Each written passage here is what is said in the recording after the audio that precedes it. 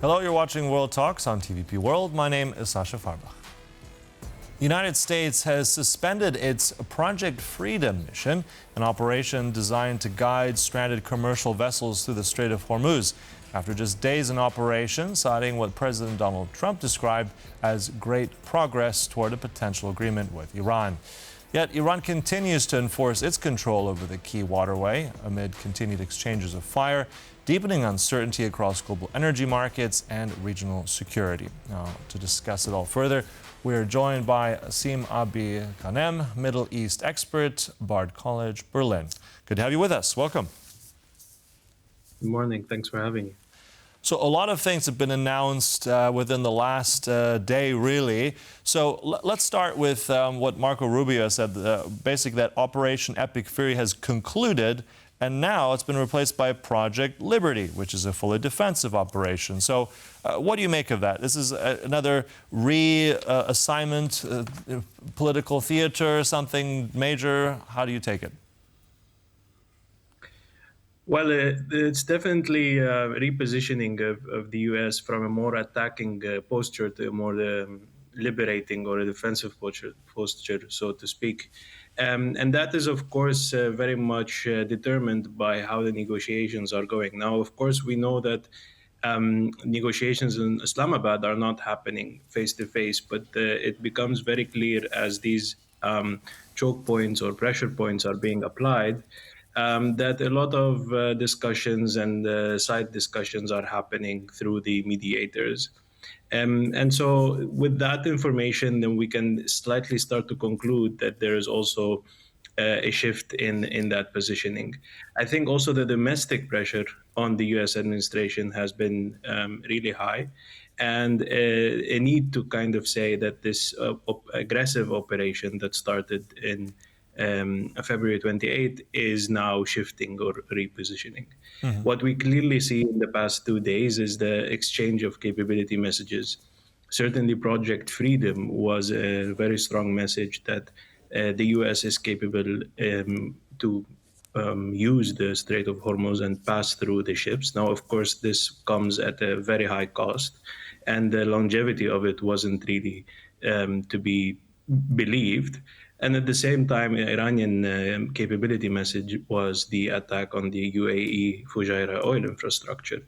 And so then, of course, the last calls in the 11th hour, as we say, perhaps have resulted in this repositioning of last night by President Trump. Mm-hmm. Yeah, but also just to tell our viewers, I mean, we're looking at the whole military operation called Epic Fury. That operation has now been renamed into Liberty, but now this Project Freedom, which is another operation, naval guidance, which was just announced, but it's already been suspended. Now, Trump, as we kind of talked about now, has cited that there's great progress made.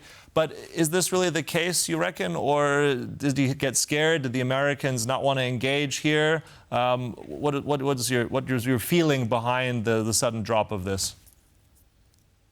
I don't think it was something that was sustainable anyway. Again, it was more or less a demonstration, a posture of power that the U.S. is able to walk through the front door to let the world see it as well, that they can walk through the front door, not knock in showing their capability, but not really barge in. But the blockade is the one that stays and the one that will be used as a lever. So it was more to add to the bargaining chips than to actually be a sustainable project. Because again, to sustain the Project Freedom is extremely costly. You also mentioned those strikes in the UAE hitting infrastructure. Now, if we also look at the Gulf states, I mean, they've taken really a pounding by Iranian missiles, more so actually than Israel.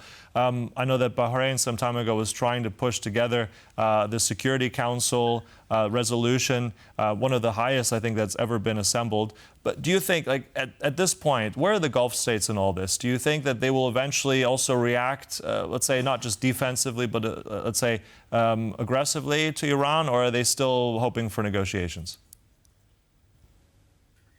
I think definitely the benefit of the Gulf states is negotiations and the de-escalation of all the military heightens intentions.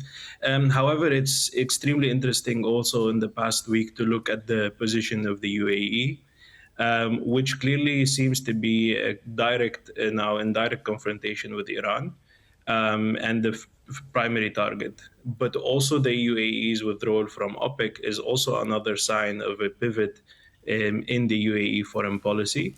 And there are claims that the UAE has been pushing the Gulf states, but also the US as an ally, to yet again cause some sort of a military attack on Iran to further weaken the regime and their capabilities, because they do feel that they are clearly the most exposed.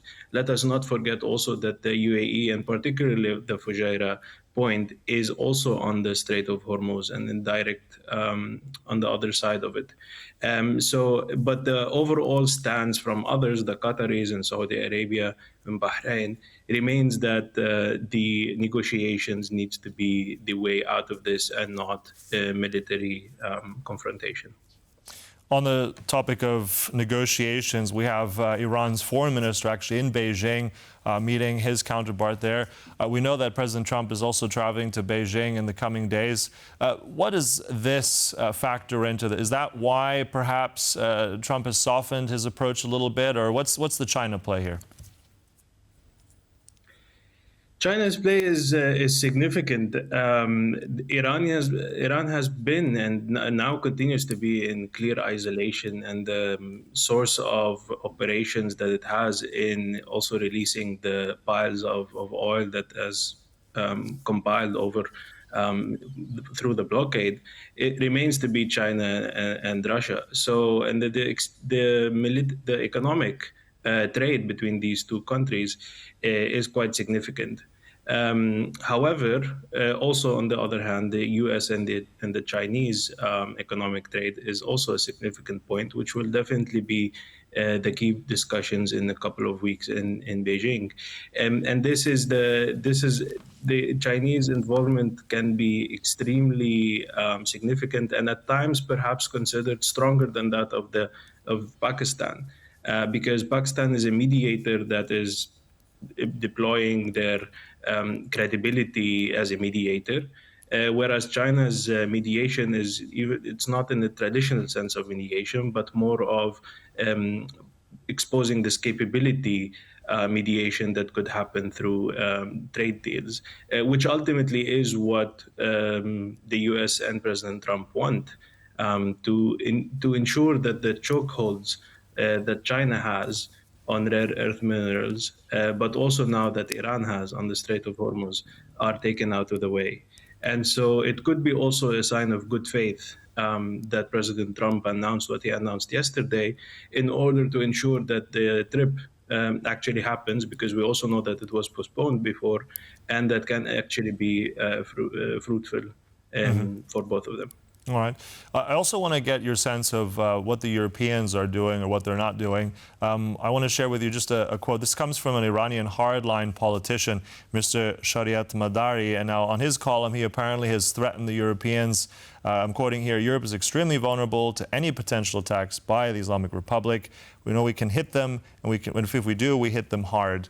I mean, this is a hardliner close to the former Ayatollah, but what do you think that kind of effect, if anything, will be interpreted by Europeans? I know that Trump has tried to get more people involved in freeing up and opening up the Strait of Hormuz. What do you think those kind of words will do, if anything?